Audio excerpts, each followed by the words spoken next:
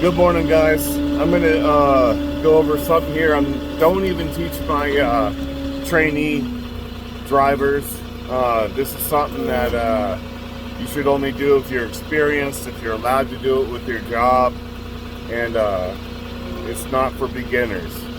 Reason being is because of insurance claims and potential damage to the house. So I'll go over what I'm doing as I'm doing it and what I'm looking out for and how to prevent the damage if it is something that you do perform.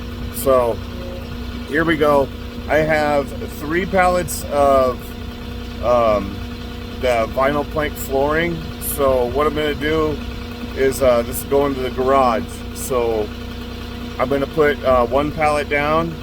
I've already put cardboard down to protect the floor, so I'm going to put 1 pallet down, and then I've already stacked the other 2 pallets. I'll come behind that first pallet with the second pallets, and then I'll push and get in so the door can clear and close, and I'll show you this process. Alright, so we already got pallet 1.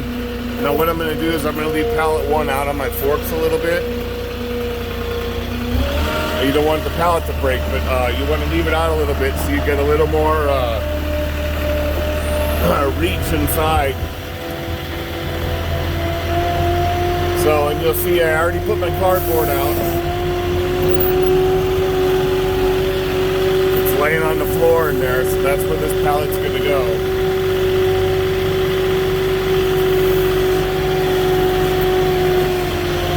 So from here, you see the boom is too high, obviously, to get in the garage, so you gotta watch the boom, and then obviously you gotta watch your tires and stuff around you to make sure you're not hitting walls and whatnot. So I like to stop right before the garage. You put your stabilizers down. The reason you do that, for any reason, if you tip forward, this boom will fall forward and hit the stucco up here and damage it. So you get your stabilizers down, you're not gonna tip. And that's what prevents anything heavy from knocking you over. Now when I'm going in, I'm watching the roof. I'm watching to see where my my boom is at. So now I'm going to back out a little bit. Actually, I want to get this a little farther on the cardboard. So get that cardboard in a little bit. I'm going to kind of poke at the middle of the pallet, and then now I'm going to drop it down, watching the boom on top again, clear, and now I'm going to pull out. Now what I did, I got to stanchion up so I don't scrape my stanchions on the ground. So what I did is I left myself a little bit of cardboard there, so the next pallet I'm going to set right on the edge there, and this will be my double stacked pallets where I'm going to push. So, stanchion stabilizers all the way up. And now we're going to pick our second 2 pallets. Now sometimes you just don't have options. You see there's only 1 spot in that garage. If there was too many pallets, you know, I could only do so many. So you can only do what you can do. This is already a favor. You know, you get your waiver signed. I've explained that before. You get your paper waiver signed.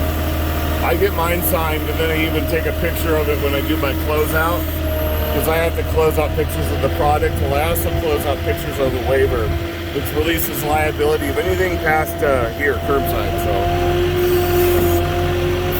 So now, what we're going to do is we're going to get close.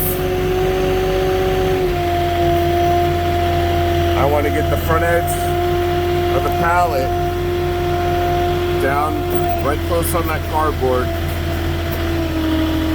Alright, so now I'm all the way to where I need to be. So what I'm going to do from here is put my stabilizers down. Alright, stabilizers are down. I'm going to boom myself out a little bit, and now I'm going to tip up.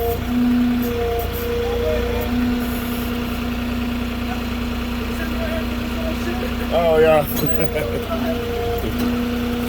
And so I'm going to slide in like this. Now I got the pallet at a 45. So So only thing that's touching the ground is the pallet that's on the cardboard. So I'm not scraping the floor. So I'm gonna boom out again.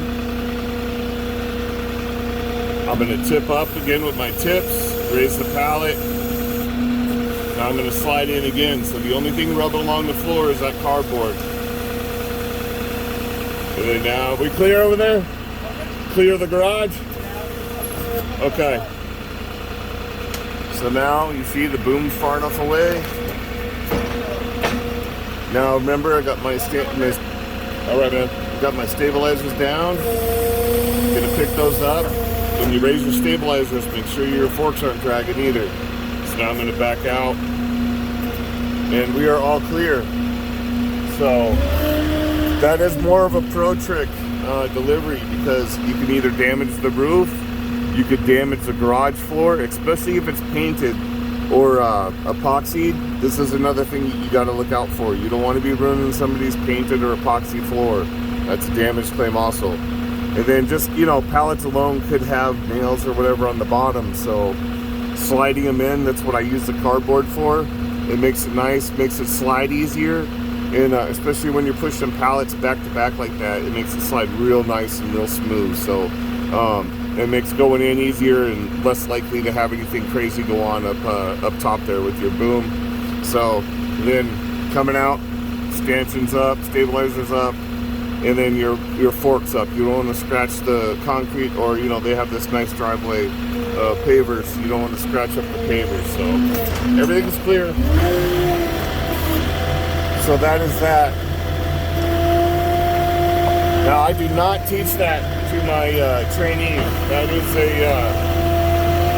a liability claim waiting to happen if you don't know what you're doing. We've had it happen plenty of times. So you guys, if you're pro or experienced and that's something you want to attempt, and that's on you, I don't advise you to do that. If it's you're a curbside delivery company or curbside, but I just want to show an example of how it's done and how I do it personally, to do it safe and easily. So, and I've done this over tens of thousands of deliveries, so I got plenty of experience doing this and know exactly what to do in this situation. So good luck to you guys out there, and if you like the video, give me a like, give me a comment. If you got a better trick to doing that, I'm always up for learning something different. And subscribe to the channel if you want to see more content like this and some pro tricks, stuff I do not teach to my beginning drivers. All right, I'll check y'all later.